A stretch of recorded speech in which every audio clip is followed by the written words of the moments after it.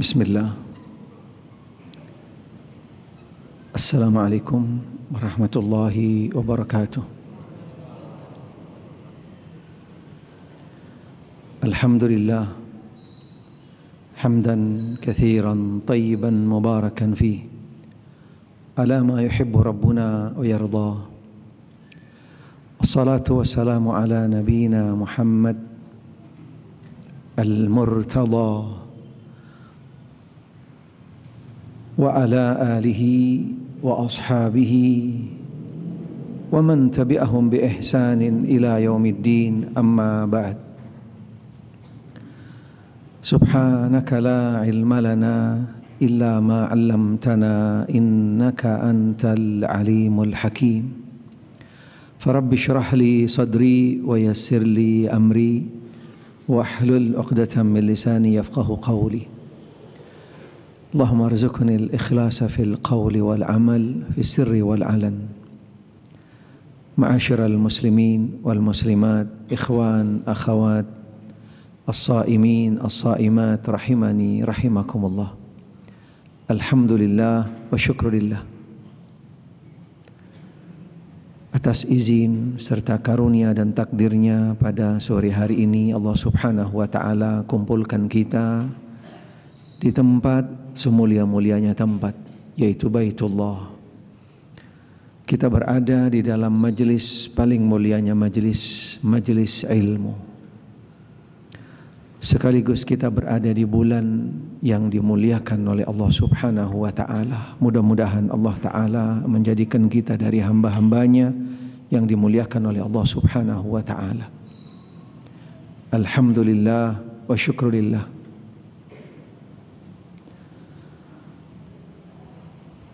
Pada sore hari ini, mungkin di luar rencana sebenarnya, tapi ala kulli hal Allah semuanya yang menentukan, yang menakdirkan. Awalnya kami akan fokus untuk bisa lebih intensif di salah satu tempat, tapi mudah-mudahan Allah Subhanahu wa ta'ala memberikan kesempatan buat kami khususnya bisa berbagi apa yang bisa kami sampaikan. Karena ini yang pertama di Masjid Al-Aziz, masjid yang insya Allah penuh dengan keberkahan pastinya, makmur dengan dirasatul ilm, dengan majelis ilmunya, dan juga dengan hal-hal yang terkait dengan pendidikan, sosial, dan dakwah, khususnya di Bandung sekitarnya. Alhamdulillah wa syukurillah. Temanya mungkin bukan tema yang baru berkaitan dengan Ramadan, karena satu-satunya bulan yang punya gelar label berkah.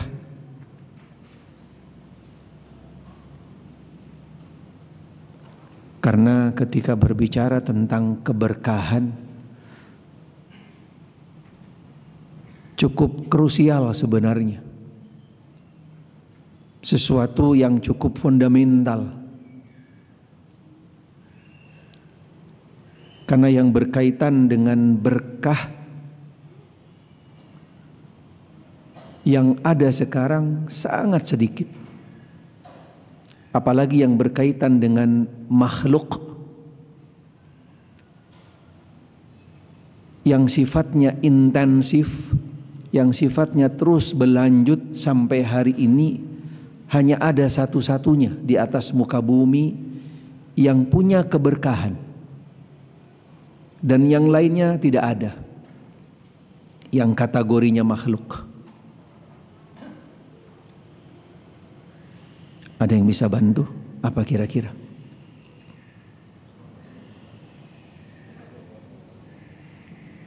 Lah, yang ada sampai sekarang dan masih terus berlanjut. Nah, Ramadan tidak intensif sifatnya, tidak inten. Apa kira-kira? Itu yang perlu dikoreksi. Nggak boleh Jumat dikasih nama Jumat berkah, nggak ada. Nggak ada Jumat berkah. Apa? Al-Quran bukan makhluk? Apa kira-kira? Mudah sebenarnya. Dan ana yakin semuanya pada tahu kalau nanti coba dikasih clue-nya. Bukan. Nah, air Zam-Zam. Air Zam-Zam. Satu-satunya makhluk yang mulai sejak muncul keluar sampai nanti hari kiamat yang memberikan keberkahan. Yang lainnya setelah wafatnya Nabi sallallahu alaihi wasallam sudah tidak ada makhluk lagi yang lain. Al-Quran sudah pasti, tapi bukan makhluk. Al-Quran bukan makhluk dan tidak benar. Bahkan dipertanyakan keimanannya ketika mengkategorikan Al-Quran sebagai makhluk. Karena Al-Quran kalamullah. Al-Quran kalamullahil munazzal. Allah yang berbicara. Walaupun melalui Jibril perantaranya, tetapi sampai kepada hati Nabi Muhammad sallallahu alaihi wasallam, statusnya tidak berubah selaku kalamullah. Karena Nabi sallallahu alaihi wasallam bersabda di dalam salah satu hadis yang sahih, berilah aku kesempatan, bawa aku, sampaikan aku ke salah satu qabilah di antara kamu sekalian, hatta uballigha kalam Allah, hatta uballigha kalam Allah. Itu yang beliau sampaikan melalui sabdanya, bahwasanya yang ada di hati beliau Al-Quranul Karim yang disampaikan oleh Jibril alaihi salam, walaupun beliau yang menyampaikannya, tetapi statusnya tidak berubah, tetap kalamullah. Ikhwani fid din, azani Allah wa iyyakum, rahimani rahimakumullah. Sebenarnya tentang berkah sudah sering dibahas sebenarnya. Kami yakin di bab tentang akidah, di dalam bab tentang tauhid, berkah bukan hal yang baru materinya.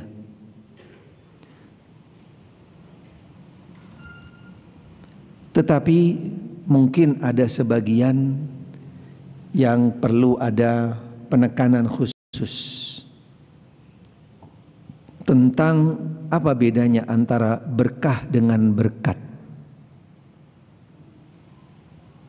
Apa bedanya berkah dengan berkat? Hanya beda T sama H doang. Apa bedanya? Siapa yang tahu?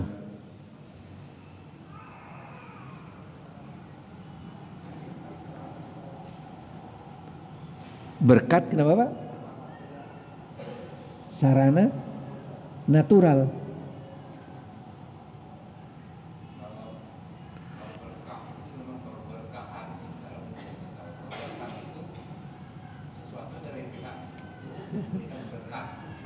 Jamil, jamil, ahsan, barakallahu fiik.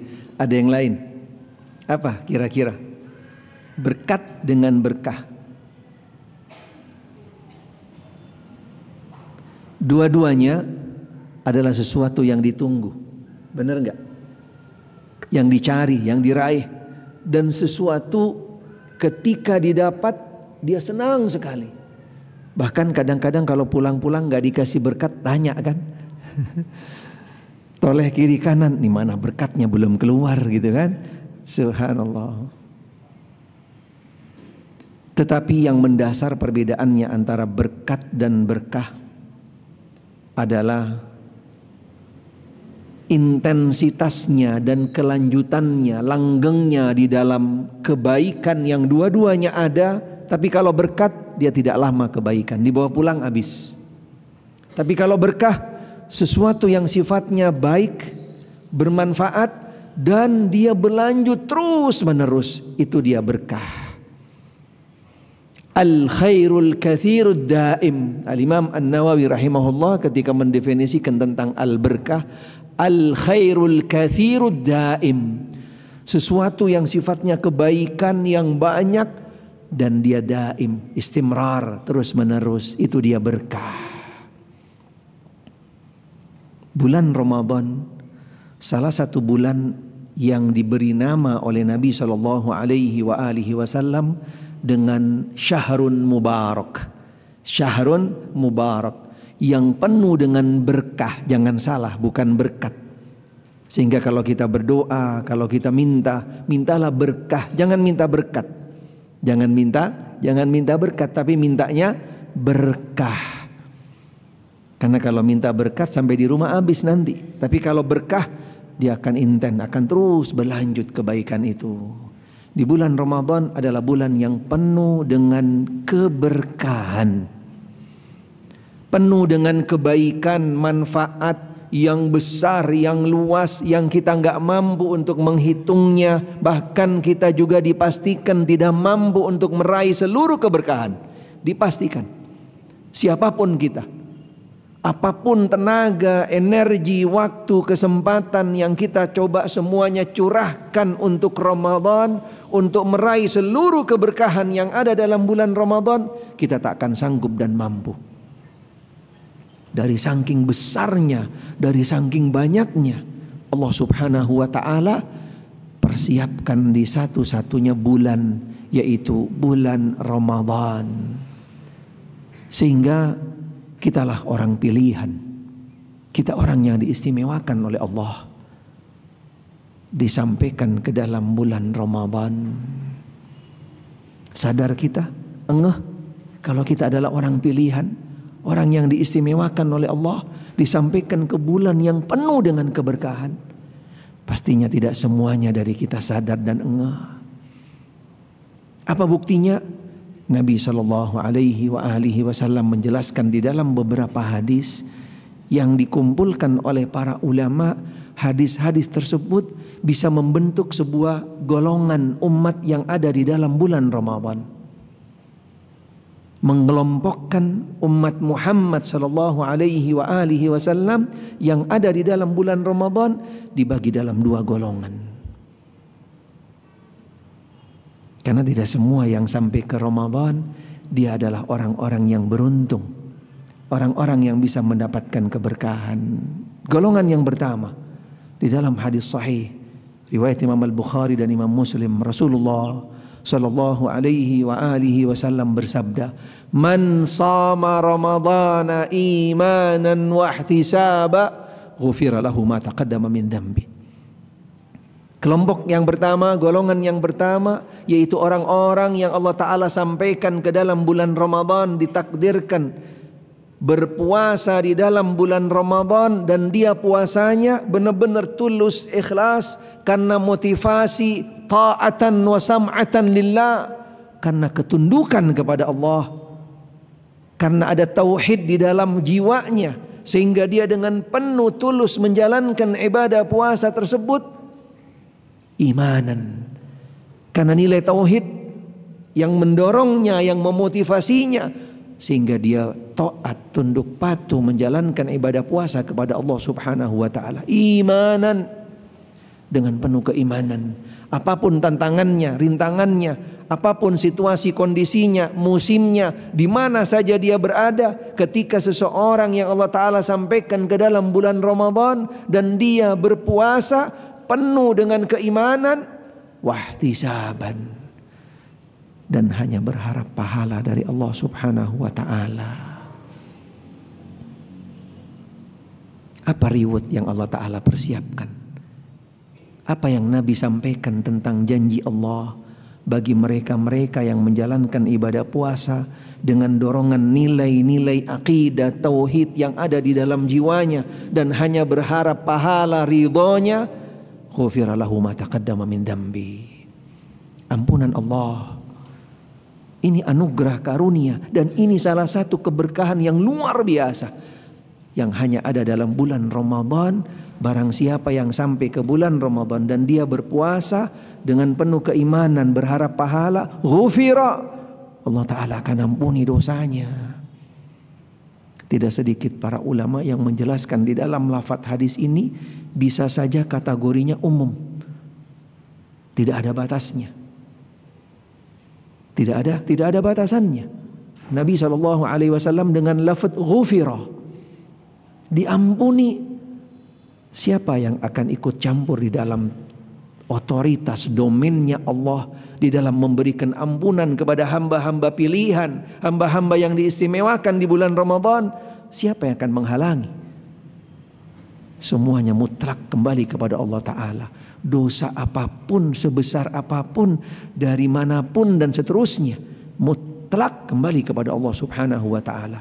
Tidak sedikit para ulama yang menjelaskan tentang hal ini, karena lafaz hadisnya tidak ada batasan.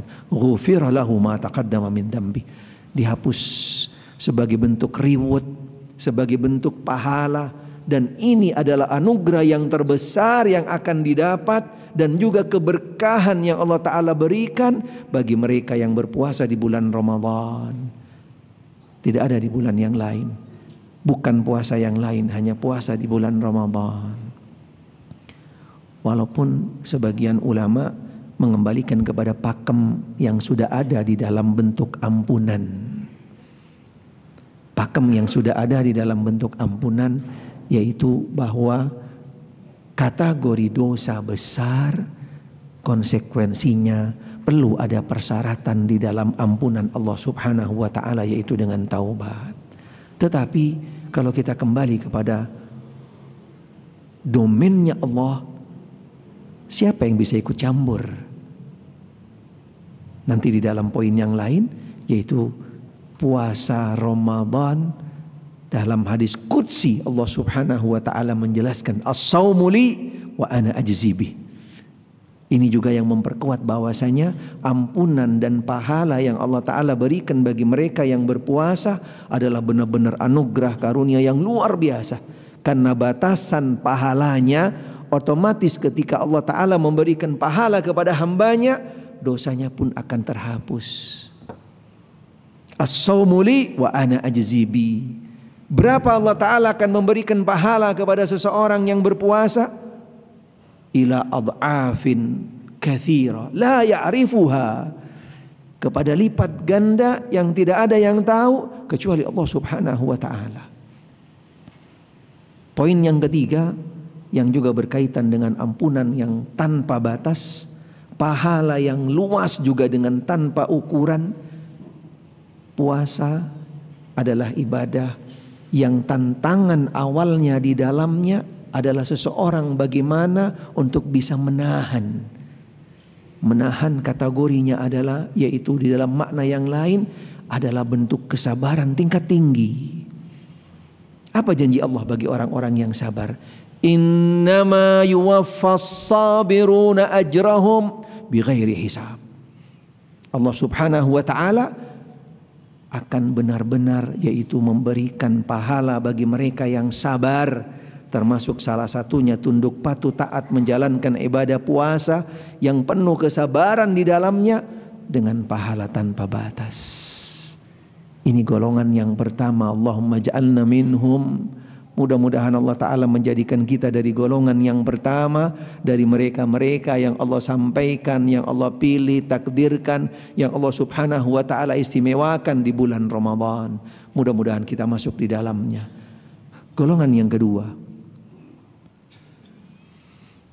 ada beberapa hadis yang dijelaskan oleh para ulama tentang hadis-hadis yang sifatnya adalah tarhib, peringatan, inzar bagi mereka-mereka yang sudah ada di bulan Ramadan sampai di bulan Ramadan menjalankan ibadah puasa, bahkan mereka rajin rutin ke masjid. Subhanallah. Tapi Nabi SAW ingatkan di dalam beberapa hadis, dan hadis-hadisnya adalah sahihah. Salah satunya di antara rubba saim laisa min siyamihi illa al-ju'i wal arsh.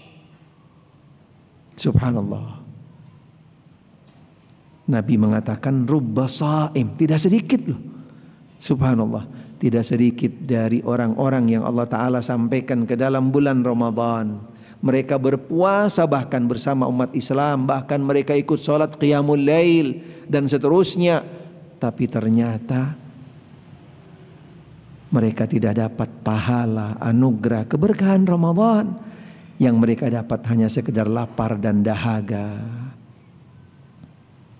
Bahkan di dalam hadis yang lain Nabi SAW bersabda, "Man lam yada' qaulaz zur wal amala bi falaysa lillahi hajah." Subhanallah. Barang siapa yang mereka berpuasa sebenarnya, tapi mereka cuma sekedar menahan dari yang namanya lapar, haus, tapi mereka tidak mempuasakan anggota badannya yang lain, subhanallah, ternyata mereka tidak dapat pahala apapun kecuali cuma lapar dan haus. Sehingga apa bagi Allah konsekuensinya harus memberikan pahala kepada dia? Karena dia berpuasa tapi tidak bisa mempuasakan anggota badan yang lain. Karena pada dasarnya seseorang yang berpuasa bukan sekedar menahan, yaitu dari al-mufattirat, dari hal-hal yang membatalkan puasa yang kategorinya yaitu hissi, sesuatu yang nyata, tapi yang paling berat bagaimana untuk bisa menahan, mencegah dan berpuasa dari sesuatu yang tidak nampak. Itu yang lebih berat, dan itu yang nantinya akan menjadi tolak ukur seseorang itu akan masuk di golongan pertama atau golongan yang kedua. Mudah-mudahan Allah Ta'ala selamatkan, lindungi kita semua dari hal-hal yang nantinya akan bisa, yaitu mengurangi pahala, bahkan sampai membatalkan pahala puasa kita. Karena ini yang lebih berat, yang menjadi tantangan kita. Tapi kalau cuma sekedar nahan lapar, haus, syahwat, insya Allah semua dari kita mampu. Sehingga salah seorang sahabat pernah mengatakan, idza sumta falyasum basaruka wa sam'uka wa lisanuk. Kalau kamu berpuasa, jangan lupa puasakan juga matamu, telingamu dan lisanmu. Tidak cukup hanya sekedar dengan yaitu menahan dari lapar, haus dan dahaga. Ma'asyiral muslimin wal muslimat, as-saimin as-saimat, rahimani rahimakumullah. Keberkahan bulan Ramadan pastinya sangat banyak dan tak terhingga seperti yang kami sampaikan tadi. Karena sebenarnya seseorang akan bisa mendapatkan seluruh anugerah karunia yang ada di dalam bulan Ramadan, ada kuncinya. Ada kuncinya. Nabi SAW bersabda di dalam hadis yang sahih. Bulan Ramadan, bulan yang penuh dengan keberkahan.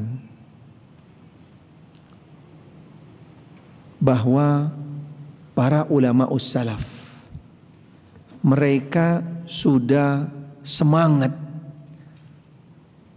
berdoa, mohon, minta kepada Allah. Dan ini hanya satu-satunya bulan Ramadan. Karena dengan keberkahan, dengan anugerah, dengan karunia yang ada di dalamnya, sehingga mereka para ulama salafus salih rahimahumullah 6 bulan sebelumnya sudah berdoa, Allahumma balighna Ramadan.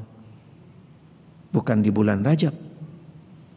Bukan di bulan Rajab, udah terlambat. Atau sudah lewat paling tidak. Tapi 6 bulan sebelum Ramadan, setelah mereka 6 bulan sebelumnya berdoa intensif minta agar pahala Ramadan, agar amal Ramadan diterima oleh Allah Ta'ala, kemudian dilanjutkan dan berikutnya mereka mohon minta agar disampaikan ke dalam bulan Ramadan. Apa tujuannya? Apa target mereka? Kenapa mereka harus 6 bulan sebelumnya berdoa minta agar disampaikan ke Ramadan? Tidak lain tidak bukan karena keberkahan yang ada dalam bulan Ramadan, karena anugerah karunia yang ada dalam bulan Ramadan yang Allah Ta'ala tidak turunkan, tidak hidangkan, tidak persiapkan bagi hamba-hambanya di bulan-bulan yang lain.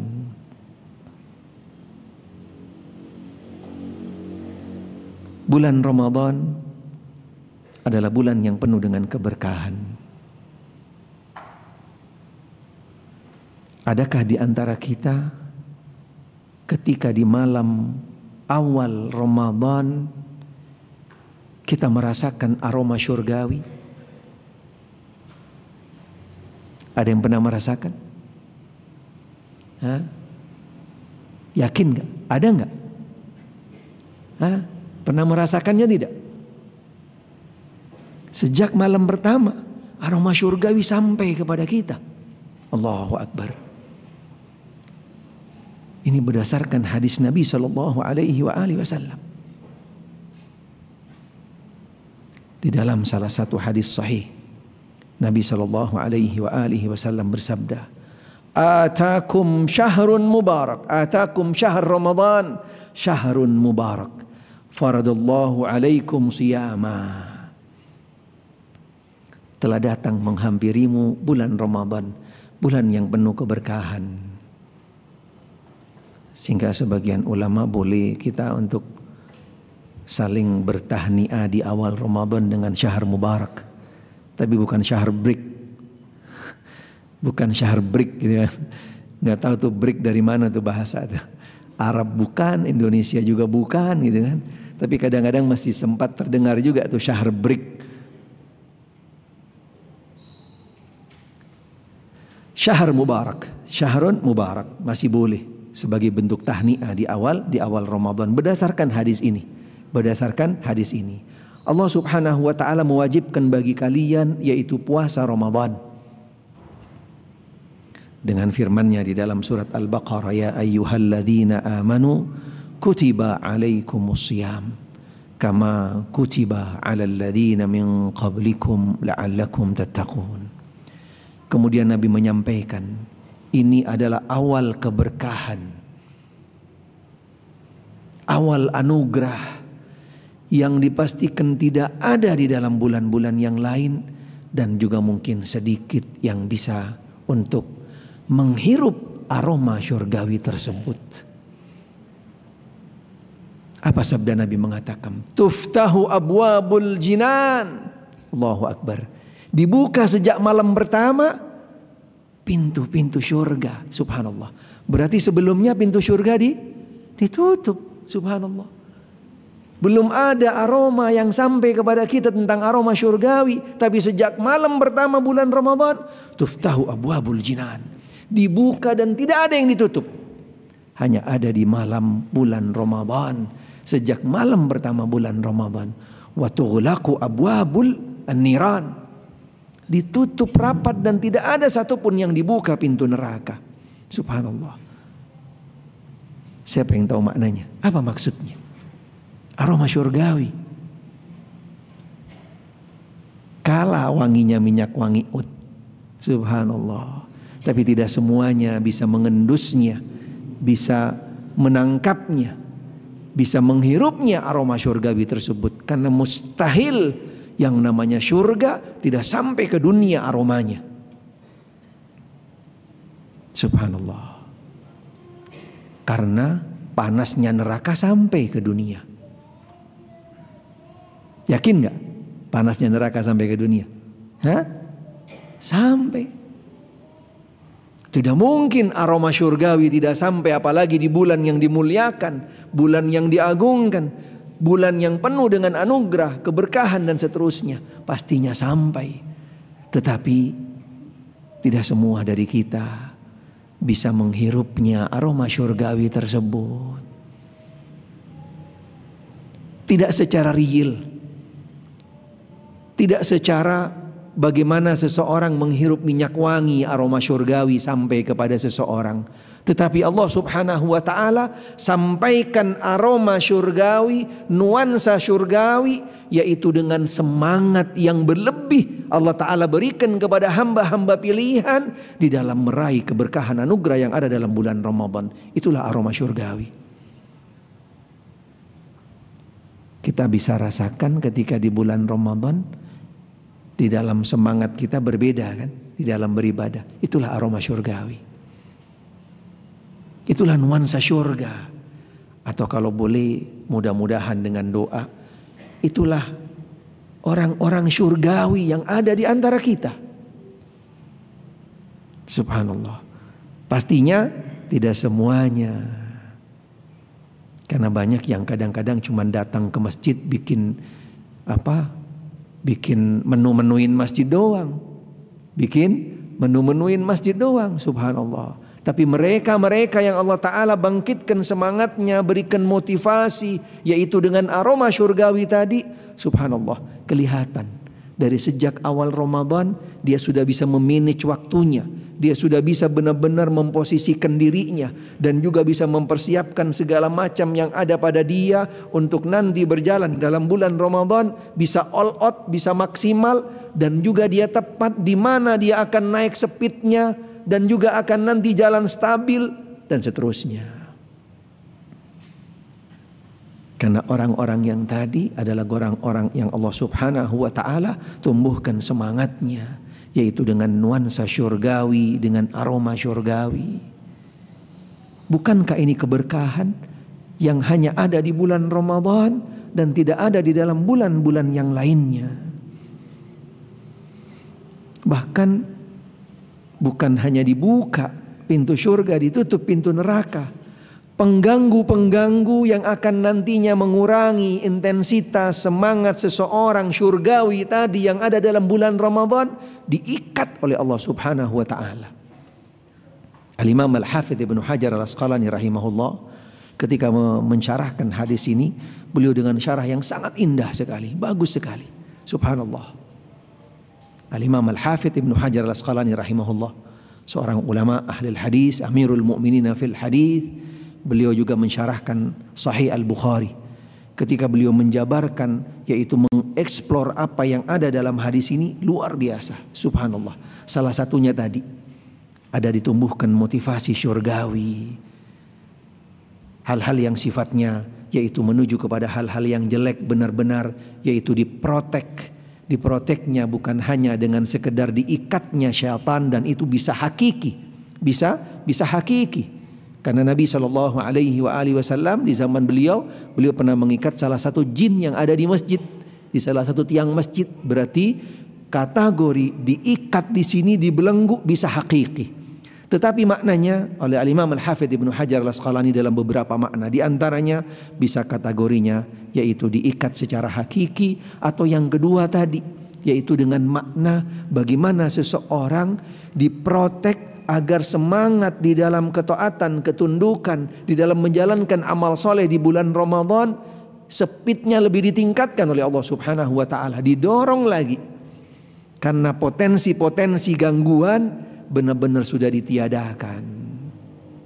Atau makna yang lain yang beliau juga jelaskan, di antaranya bahwa manusia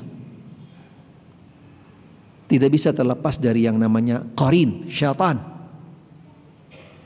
Ada yang gak ada qarinnya? Angkat tangan coba. Yang kedua, qarinnya yang masuk Islam ada gak? Tidak ada. Siapapun dari hamba Allah Subhanahu wa Ta'ala selalu ada bersama kita yang namanya syaitan.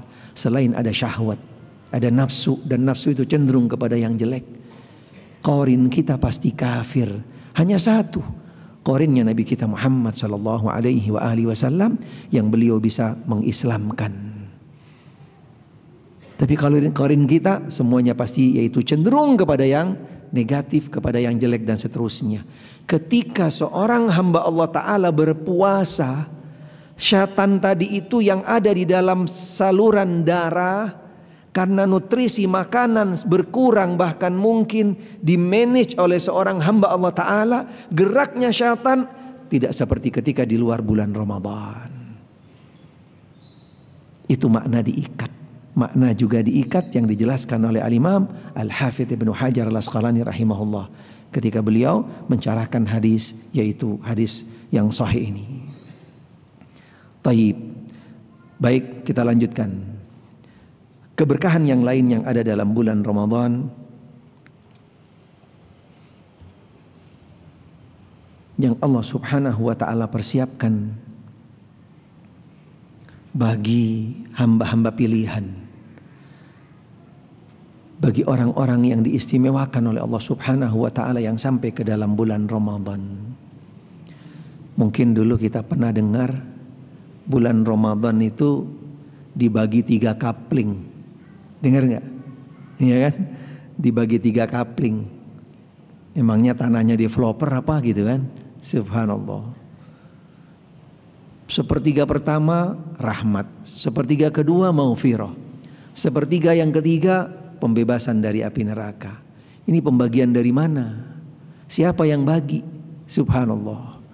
Allah Subhanahu wa ta'ala melalui hadis-hadis Nabi sallallahu alaihi wasallam menjelaskan bagaimana bulan Ramadan itu sepenuhnya full. Tak ada yang namanya pembagian-pembagian tadi, nggak ada. Full, penuh dengan rahmat, penuh dengan maghfirah, penuh dengan pembebasan api neraka, dan itu sejak malam pertama. Dan tidak ada yang namanya pembagian 10 pertama, kedua dan ketiga. Setiap malam penuh dengan rahmatnya, maghfirahnya, dan juga dengan pembebasan dari api neraka. Salah satu hadis Nabi sallallahu alaihi wasallam bersabda, "Innallaha inda kulli fitrin utaqa wa dzalika fi kulli lailah." Nabi sallallahu alaihi wasallam bersabda bahwasanya Allah Subhanahu wa taala yaitu membebaskan hamba-hambanya dari siksa api neraka di setiap berbuka di bulan Ramadan. Subhanallah. Hadis ini dan juga hadis yang lainnya menunjukkan bahwasanya bulan Ramadan adalah bulan penuh dengan keberkahan, dengan beberapa anugerah karunia yang ada di dalamnya yang seperti kami sampaikan tadi. Nggak bakal sanggup kita untuk bisa meraih anugerah karunia keberkahan yang ada dalam bulan Ramadan tanpa melalui kuncinya. Satu-satunya ibadah yang langsung Allah Ta'ala mengambil alih untuk memberikan pahala kepada seorang hamba ketika menjalankan ibadah Ramadan. Karena ibadah puasa Ramadan beda dengan ibadah-ibadah yang lain. Kalau ibadah yang lain bisa kelihatan. Kelihatan enggak? Salat kelihatan enggak, Pak? Kelihatan. Zakat masih kelihatan. Apalagi umroh, haji, bareng-bareng orang banyak. Tapi kalau puasa Ramadan, tidak mudah seseorang bisa mendeteksi dia itu puasa atau tidak. Bisa enggak? Enggak mungkin. Ada yang keluar dari rumahnya pagi udah nyabur, gitu kan, udah nyaduk misalnya, nyabur nyarap pakai bubur, nyaduk nyarap pakai nasi uduk misalnya, keluar habis makan dia cuci mulut, sikatan, kumpul dengan orang-orang yang pada puasa. Kalau ditanya bilang puasa, siapa yang tahu? Tidak ada yang tahu. Subhanallah. Satu-satunya ibadah hanya yang tahu antara diri kita dengan Allah. Subhanallah. Sehingga di dalam ibadah puasa sebenarnya ada unsur keikhlasannya bisa lebih besar, bisa lebih murni keikhlasannya sebenarnya. Karena ketika kita berhadapan dengan sebuah tantangan, rintangan yang di sana dihadapkan, kita harus menahan lapar, menahan haus, tapi kita bisa untuk menahannya, mencegah, memanage diri kita. Subhanallah. Itulah bukti bahwasanya ibadah puasa unsur keikhlasannya bisa lebih besar dari ibadah-ibadah yang lain, karena tidak ada yang tahu kecuali kita dengan Allah Subhanahu wa ta'ala. Apa yang mendorong keikhlasan tadi? Yaitu tadi imanan wahtisaban, karena nilai tauhid yang ada di dalam jiwa seseorang, karena dia merasa bahwasanya di dalam pengawasan dan monitor Allah Subhanahu wa ta'ala. Dan itu tidak mudah. Perasaan itu tidak mudah akan muncul dari seseorang. Adanya monitor, adanya CCTV yang intensif memantau kita.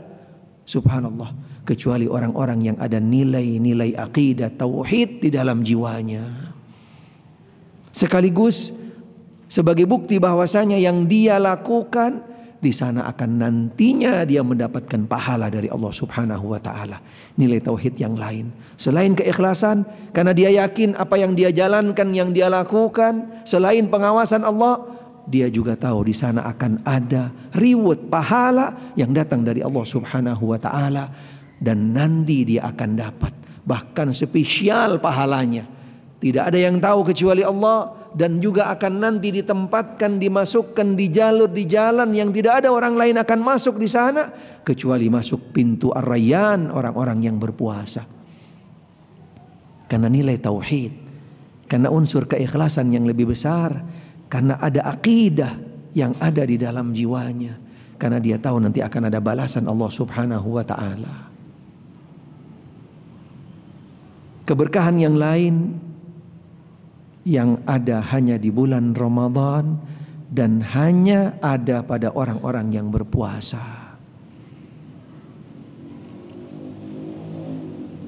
Mohon maaf, kalau perut kosong biasanya aromanya gimana mulut kita? Udah gak perlu dijelasin deh, masing-masing tahu pastinya. Subhanallah, berbeda ketika di bulan Ramadan. Kita jangan kecil hati.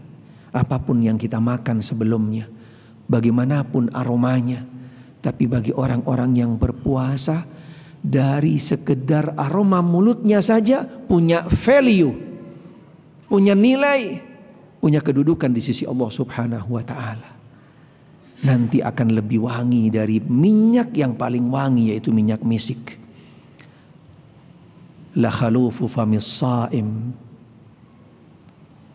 atyabu indallahi min rihil misik, atau kama qala alaihi salatu wassalam. Bayangkan, subhanallah, adakah di bulan yang lain, di puasa sunnah? Tidak ada.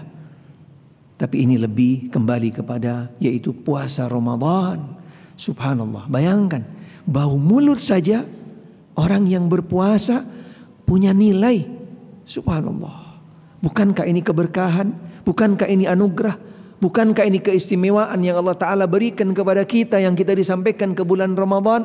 Tapi kembali lagi, apakah setiap dari kita akan bisa mendapatkannya? Apakah setiap dari kita masuk golongan orang-orang yang memang sebenar-benarnya dia adalah golongan orang-orang yang akan bisa meraih keberkahan anugerah tersebut? Atau golongan yang kedua tadi, yang Nabi juga ingatkan di dalam hadis yang sahih, dan hadis itu Nabi mendoakan, mengaminkan doanya Jibril alaihi salam. Man adraka Ramadan thumman salah walam yughfar. Ini golongan yang kedua, orang-orang yang dia berada di dalam bulan Ramadan, dia berpuasa Ramadan, dia ikut bersama umat juga berpuasa qiyamul lail, tapi setelah berlalu bulan Ramadan ternyata walam yughfar, dia tidak mendapatkan ampunan dari Allah Subhanahu wa ta'ala. Nas'alullah salamah. Mudah-mudahan kita dilindungi. Karena sebab yang tadi, dia bisa sekedar mempuasakan dari makan minum, tapi dia tidak bisa mempuasakan dari sesuatu yang tidak zahir. Ma'asyiral muslimin wal muslimat, as-saimin as-saimat, rahimani rahimakumullah. Pastinya gak akan cukup waktu kami akan menyampaikan seluruh anugerah karunia yang ada dalam bulan Ramadan, keberkahan yang ada dalam bulan Ramadan. Cukup nanti bagi kita, yaitu bagaimana kita bisa berusaha, berupaya untuk mencari kuncinya. Bukan sekedar membuat list keberkahan-keberkahan, anugerah-anugerah yang ada dalam bulan Ramadan, karena dipastikan kita tak akan sanggup. Tenaga, pikiran, waktu, kesempatan, dan seterusnya. Dalam hadis yang lain, Nabi SAW juga bersabda tentang anugerah yang hanya ada di bulan Ramadan, yaitu bahwasanya puasa Ramadan junnah. Puasa Ramadan sebagai junnah, sebagai tameng, sebagai pelindung, sebagai pencegah, penghalang, yastajinnu bihal abdu anin nar, yang nantinya puasa itu akan menjadi penghalang bagi seorang hamba dari siksa api neraka. Satu ketika adalah salah seorang bertanya kepada Nabi, ya Rasulullah, ayyul amali afdal? Ya Rasulullah, amal apa yang paling utama ya Rasulullah? Beliau menjawab, as-saum la idla lah aw la mathila lah, kama qala alaihi salatu wassalam. Nabi menjawab, puasa, yaitu khususnya puasa Ramadan, tidak ada tandingannya, tidak ada konversinya. Karena ibadah puasa Ramadan pahalanya sangat besar, sehingga Nabi SAW menganjurkan ibadah tersebut tidak ada tandingannya dengan ibadah-ibadah yang lain.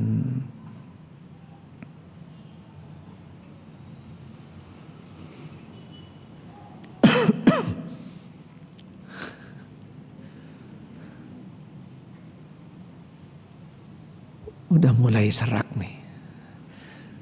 Panitia nggak nyiapin air.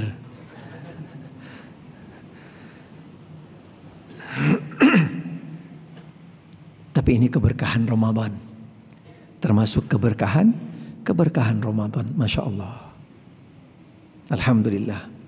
Walaupun nggak ada air, gitu kan? Subhanallah. Allah masih berikan kekuatan bagi kita. Tapi kadang-kadang yang membuat prihatin, sedih, yang udah kalah duluan yang dengerin. Yang hadir, yang kadang-kadang sudah kalah duluan. Biasanya kalahnya sering terjadi ketika di majelis ilmu itu pindah ke alam lain. Pindah ke alam lain. Subhanallah. Padahal yang lebih banyak mengeluarkan energi kita gitu kan, narasumbernya biasanya. Tapi yang jalan duluan jamaahnya malah gitu kan. Subhanallah. Alhamdulillah. Alhamdulillah wa syukurillah. Apa sebenarnya yang menjadikan bulan Ramadan ini penuh dengan keberkahan? Apa sebabnya? Siapa yang tahu?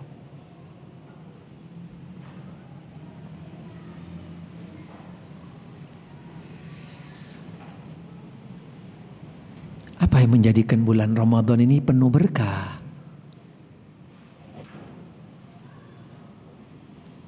Angkat tangan. Siapa yang tahu? Fadal.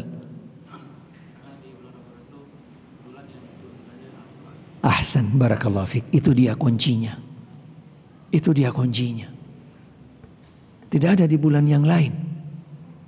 Apa keistimewaan Ramadan sebenarnya? Ramadan punya value, punya nilai, punya bobot, punya kedudukan. Karena sesuatu yang membawa keberkahan, dan keberkahan itu yang sifatnya berdampak, sifatnya masif. Bukan hanya kepada bulan Ramadan saja, kepada setiap apa saja, siapa saja, makhluk apapun dan dari manapun, ketika dia itu disandarkan dengan Al-Quran, dia akan menjadi makhluk yang paling mulia, paling agung, dan akan penuh keberkahan baginya. Karena Al-Quranul Karim. Dan itu yang keberkahan yang sifatnya kekal abadi. Dan pasti. Karena Al-Quran adalah mukjizat Nabi kita Muhammad sallallahu alaihi wa alihi wa sahbihi wasallam. Dan satu-satunya mukjizat yang kekal abadi sampai akhir zaman. Dan satu-satunya Nabi yang mukjizatnya terus berlanjut sampai akhir zaman. Nabi kita Muhammad sallallahu alaihi wa alihi wa sahbihi wasallam. Syahru Ramadan alladhi unzila fihi al-Quran hudan linnas wa bayyinatin minal huda wal furqan. Ini dia inti keberkahannya. Apa keberkahan dari Al-Quran itu? Pertanyaan selanjutnya. Apa keberkahan dari Al-Quran? Di mana dan kapan dan bagaimana keberkahan itu akan muncul dari Al-Quranul Karim? Ini materi khusus. Ini tema khusus, sangat bagus dan indah, luar biasa, subhanallah. Walaupun sekilas secara global, keberkahan Al-Quran yang akan benar-benar yaitu memunculkan keberkahannya, li'annal Qur'ana maqru'un. Karena Al-Quran keberkahannya akan terpancar, akan keluar, akan dirasakan dan didapat di mana saja, kapan saja, oleh siapapun, karena dibaca. Bukan disimpan. Bukan beli Al-Quran yang bagus, cetakan yang indah, yang besar, disimpan di lemari, dipajang, atau beli dibuatkan frame, atau dicatat, ditaruh di kertas, ditaruh di laci, di kantor, di tempat kerja, atau di dompet, atau mungkin ditulis di tembok, kaligrafi. Tidak ada. Keberkahan Al-Quran makru'un, karena dibaca. Di sanalah akan keluar keberkahannya. Yang pertama yang akan didapat dari keberkahan Al-Quran ketika dibaca, tatma'innul qulub, akan memberikan ketenangan bagi hati seseorang. Karena Al-Quran afdhalul dzikir, paling utamanya dzikir dari semua dzikir yang ada. Al-maqru', karena itu definisi dari Al-Quranul Karim. Al-Quran adalah al-maqru', yang dibaca. Akan bersinar di mana saja Al-Quran dibaca. Akan menyinari orang yang membacanya, akan menyinari sekitarnya. Dan rumah yang dibacakan Al-Quran adalah rumah yang penuh dengan sinar. Sebaliknya rumah yang tidak dibacakan Al-Quran bagikan kuburan, bagikan rumah yang rusak. Al-Quranul Karim itu baru sedikit dari keberkahan Al-Quran, dari sekian banyak keberkahan-keberkahan yang akan didapat dari Al-Quranul Karim. Karena Al-Quran adalah falaysa bimakhluk. Al-Quran bukan makhluk, kalamullah. Dan orang-orang yang membaca Al-Quran dengan syarat dia takkan bisa merasakan yang namanya puas, cukup, dan akan berhenti membaca Al-Quran walaupun realitanya berbeda. Baru satu halaman udah miring tuh Al-Qurannya. 2 lembar duduknya udah miring. 3 lembar jatuh Al-Qurannya. Subhanallah. Apa sebabnya? Siapa yang tahu? Fadhal. Jazakallah khair. Berarti ikut kajian nih. Subhanallah. Salah seorang ulama, ada riwayat dari dari salah seorang sahabat. Riwayat yang lain dari Al-Imam Al-Hasan Al-Basri. Lau tahuratil qulub lama syabi'at min kalamillah. Seandainya hati-hati manusia itu bersih, mustahil dia ketika membaca Al-Quran dia akan merasa puas dan kenyang. Tanyakan ke hati kita, bagaimana hati kita ketika membaca Al-Quran. Kalau kita pengen tahu mendiagnosa tentang hati kita, bacalah Al-Quran. Kalau satu halaman sudah mulai berat, sudah mulai miring-miring, berarti hati kita ada sesuatu. Karena Al-Quran tidak akan dekat dari mereka yang hati-hatinya ada sesuatu di dalamnya. Al-Quran butuh hati yang bersih. Butuh hati yang bersih. Apa hati yang bersih? Di dalam Al-Quran Allah Ta'ala menjelaskan, Yawma la yanfa'u malun wala banun illa man atallaha biqalbin salim. Di mana hari nanti setiap hamba Allah Ta'ala akan menghadap Allah.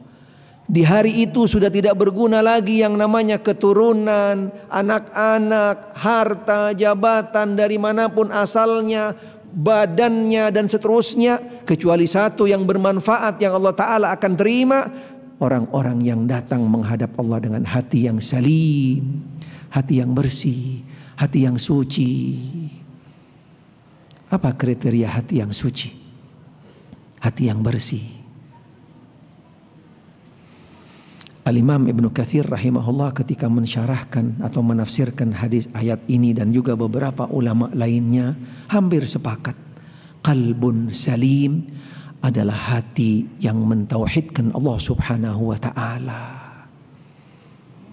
Dan ini tidak mudah.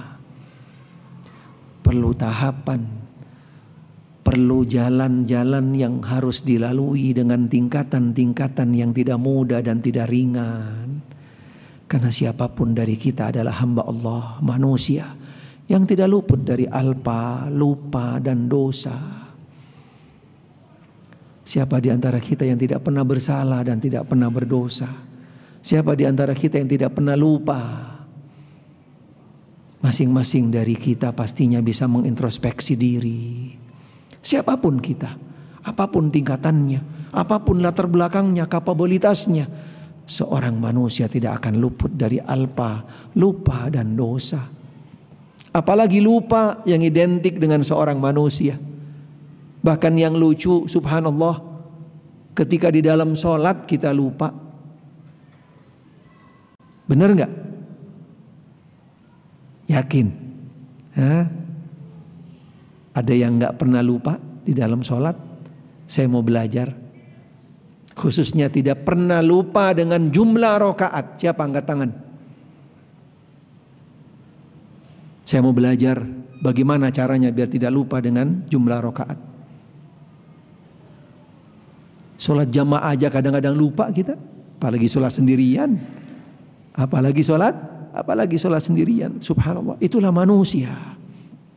Tidak ada manusia yang sempurna, siapapun mereka.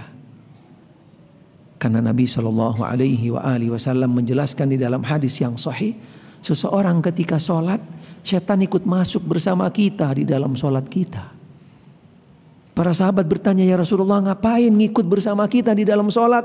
Kemudian Nabi mengatakan, dia akan melupakan jumlah rakaatmu. Sadaqallah wa sadaqar Rasul sallallahu alaihi wa alihi wasallam. Subhanallah, benar kan? Yang senyum berarti pada lupa juga nih, jangan-jangan. Subhanallah, itulah manusia. Sehingga siapapun dari kita tidak ada yang lepas dari lupa, salah dan dosa. Baik, mungkin ada waktu untuk nanti kita bisa diskusi. Karena itu yang terakhir, yang berkaitan dengan keberkahan Ramadan, puncaknya kembali kepada Al-Quran. Dan keberkahan Al-Quran yaitu dengan dibaca. Bulan Ramadan waktunya untuk kita bikin MOU dengan Al-Quran. Waktunya kita untuk bisa benar-benar dekat dengan Al-Quran. Karena itu nanti akan menjadi modal buat kita setelah keluar dari Ramadan. Tapi sangat sedih, prihatin, kalau ketika di bulan Ramadan tidak dekat dengan Al-Quran, khawatir di bulan yang lain dia akan dekat dengan Al-Quran. Karena bulan Ramadan adalah bulan yang identik dengan Al-Quranul Karim. Wallahu a'lam. Silahkan, mungkin ada yang perlu ditanyakan, didiskusikan, falyatafaddal, silahkan. Fadhal. Waalaikumsalam. Ketika misalnya kita bangun di sepertiga malam, kemudian kita memilih untuk membaca Quran, lalu di malam itu kan Allah memberikan kesempatan untuk mengabulkan doa. Apakah kita perlu sholat lagi, sholat tahajud, sehingga kita berdoanya di dalam sholat itu, atau cukup kita berdoa aja? Jadi apakah doanya itu harus dengan sholat atau cukup dengan doa aja? Karena kita mungkin pada malam itu pengennya fokus ke Quran. Ahsan. Jazakallah khair. Mudah-mudahan Allah Ta'ala berikan hidayah dan taufik bagi penanya dan buat kita semua. Wallahu a'lam. Di sini poinnya berkaitan dengan waktu mustajab di dalam berdoa. Para ulama menjelaskan ada beberapa potensi-potensi doa yang sangat besar ijabahnya. Yang pertama, dan ini bisa dilakukan oleh siapa saja, dan waktunya lebih banyak dan lebih besar dan lebih mudah. Dan ada dua tempat, yaitu ketika di dalam sholat. Waktunya banyak, dalam 24 jam atau dalam 12 jam ada 5 waktu sholat. Bisa dibagi kalau setiap sholat atau setiap rokaat saja adalah waktu yang mustajab, berarti cukup banyak waktunya. Subhanallah. Dan ada di dalam 2 tempat ketika di dalam sholat, yaitu ketika sujud dan juga ketika setelah membaca doa tahiyat. Ketika sujud dijelaskan oleh para ulama, itulah waktu yang punya lebih besar potensi ijabahnya, karena di sanalah seorang hamba yang mendekat kepada Allah. Salah satu hadis Nabi sallallahu alaihi wasallam bersabda, "Aqrabu ma yakunul 'abdu baina rabbih wa huwa sajid. Paling dekatnya seorang hamba mendekatkan diri kepada Rabbnya yaitu ketika sujud. Fa'aktsiru fihi du'a. Nabi perintahkan perbanyaklah dengan doa. Doa yang diajarkan oleh Nabi SAW. Doa yang dari Al-Quran juga boleh. Doa dengan bahasa kita, sebagian ulama juga memperbolehkan asal di dalam hati, jangan dikeluarkan. Tapi yang lebih utama, yang dianjurkan, belajar doa-doa yang diajarkan oleh Nabi SAW. Doa dalam sujud banyak sekali. Ada beberapa doa yang beliau intens selalu membacanya, sebagaimana doa yang diriwayatkan di dalam Sahih Muslim. Allahumma ighfir li dhanbi kulla diqqahu wa jilla alaniyatahu wa sirra awwalahu wa akhirah. Ini doa yang selalu beliau intensif membaca di dalam sujud beliau. Doa minta ampun kepada Allah Subhanahu wa taala. Karena di dalam sujud yang lebih banyak ditekankan oleh para ulama yaitu untuk minta 3 hal di dalam sujud. Yang pertama minta ampun, yang kedua minta istiqamah, dan yang ketiga yaitu minta husnul khatimah. Minta istighfar ampun, yang kedua minta istiqamah, dan yang ketiga minta husnul khatimah. Yang kedua adalah sebelum salam, setelah doa tahiyat. Ini di dalam sholat. Waktu yang sifatnya mungkin agak sedikit berat tantangannya, tapi nilainya tentunya lebih besar berbeda dengan di dalam sholat. Karena di sana yang mendekat bukan kita, tapi Allah Ta'ala yang datang mendekat kepada kita di sepertiga malam. Hal min mustaghfir. Adakah orang-orang yang minta ampun? Siapapun yang ada pada waktu itu tidak harus dalam keadaan sholat. Karena waktunya adalah waktu yang mustajab, yang sangat bernilai. Hal min mustaghfir fa'aghfirlah. Siapa yang minta ampun kepada aku akan ampuni. Siapa yang berdoa minta hajat kepada aku akan penuhi. Siapa yang akan minta, dan seterusnya. Allah Subhanahu wa ta'ala mengajukan pertanyaan-pertanyaan kepada hamba-hambanya yang bangun pada waktu itu dengan berdoa minta kepada Allah. Potensi ijabahnya lebih besar karena Allah Ta'ala yang mendekat kepada hambanya. Dan ini porsinya jauh berbeda dengan kalau di sujud kita yang mendekat kepada Allah. Sehingga pada waktu itu ketika kita ngaji, itu pun juga termasuk media yang tidak jauh berbeda dengan sholat. Media ibadah sebagai bentuk pengantar untuk ketika kita berdoa sambil ngaji, kita mohon minta kepada Allah Subhanahu wa ta'ala. Karena seseorang ketika di dalam ibadah berdoa kepada Allah dan dia di dalam keadaan suci bersih, akan lebih besar potensi ijabahnya. Wallahu a'lam.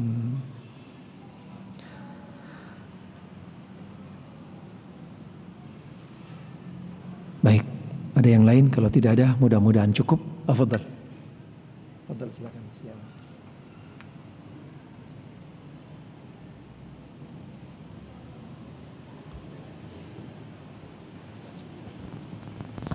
Assalamualaikum Ustaz. Bismillah. Anak ingin bertanya Ustaz, apa sebab seseorang berbuat maksiat di bulan Ramadan? Karena kita tahu setan-setan itu dibelenggu di bulan Ramadan Ustaz. Nah, barakallahu fiik. Baik, jazakallah khair. Terima kasih. Mudah-mudahan Allah Ta'ala berikan hidayah dan taufik bagi penanya dan juga buat kita semua. Wallahu a'lam. Secara spesifik itu mutlak kembali kepada pribadi masing-masing tentunya. Walaupun pada dasarnya nuansa, potensi, keadaan, suasana dan juga banyak peluang-peluang yang ada di sekitarnya, yaitu sebaliknya memotivasi dia untuk berbuat yaitu kebaikan, amal saleh. Tapi ketika dia jatuh dalam kesalahan, tidak bisa terlepas dari seorang manusia itu sendiri yang tidak luput daripada alpa, lupa dan dosa. Tetapi dipertanyakan sebenarnya, dipertanyakan.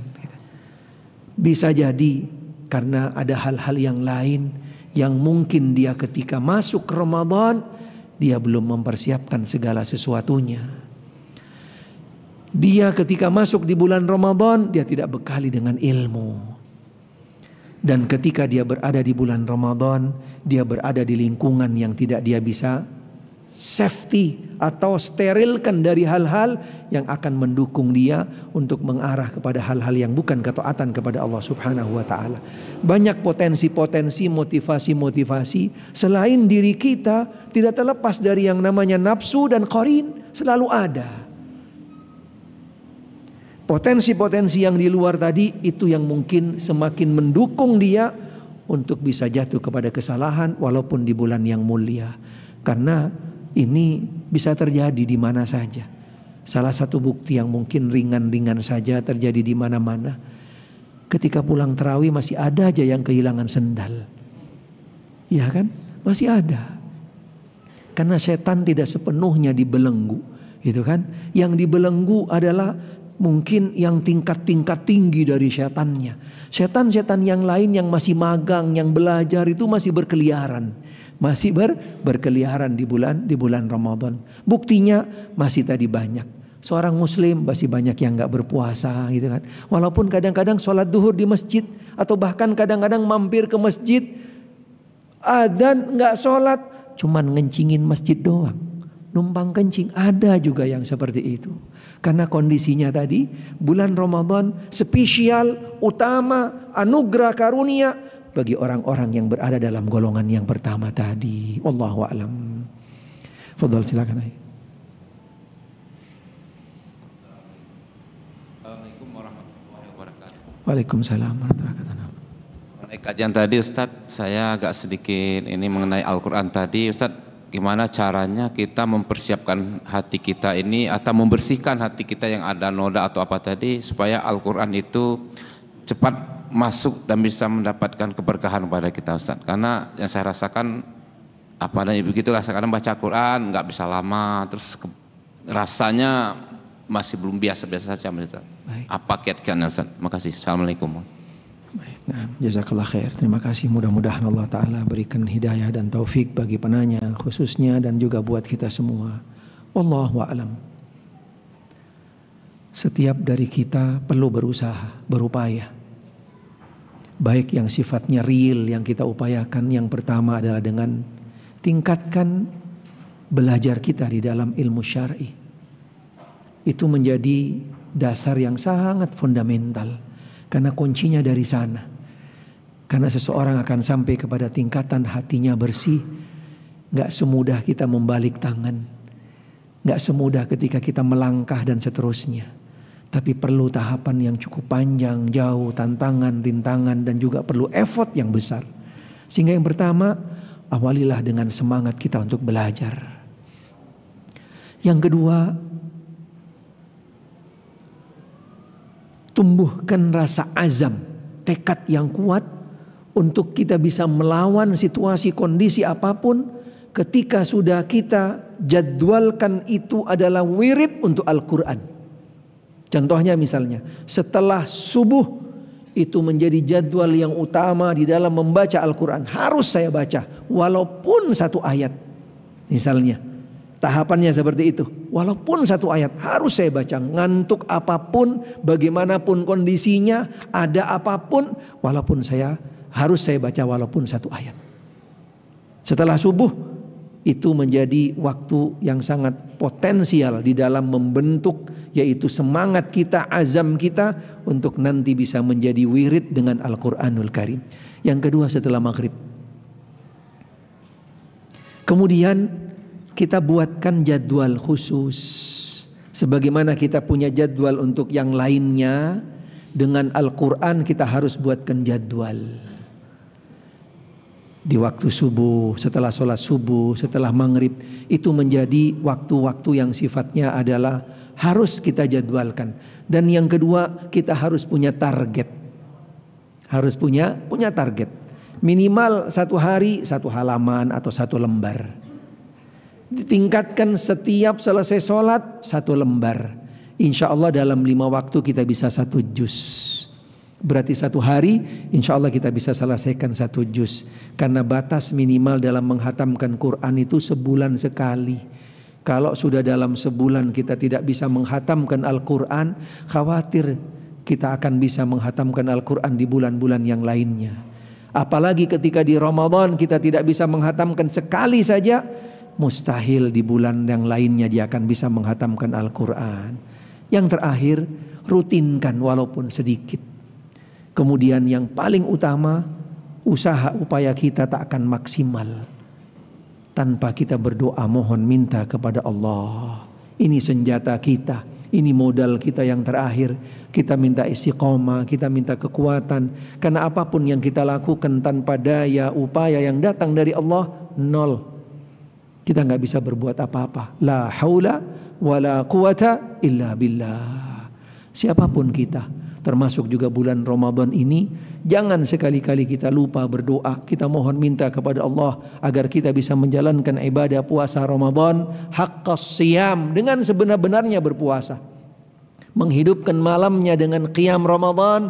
Kita juga berdoa agar bisa benar-benar, yaitu haqqal qiyam. Dengan berdoa, nggak cukup dengan usaha upaya. Mudah-mudahan Allah Subhanahu wa ta'ala jadikan kita dari golongan orang-orang yang nantinya, yaitu keluar dari Ramadan mendapatkan ampunannya. Dan Allah Subhanahu wa ta'ala golongkan kita golongan orang-orang yang bertakwa, yang nantinya akan masuk ke dalam syurganya melalui pintu Ar-Rayyan. Amin, Allahumma amin. Yang benar datangnya dari Allah Ta'ala, yang salah dari diri kami.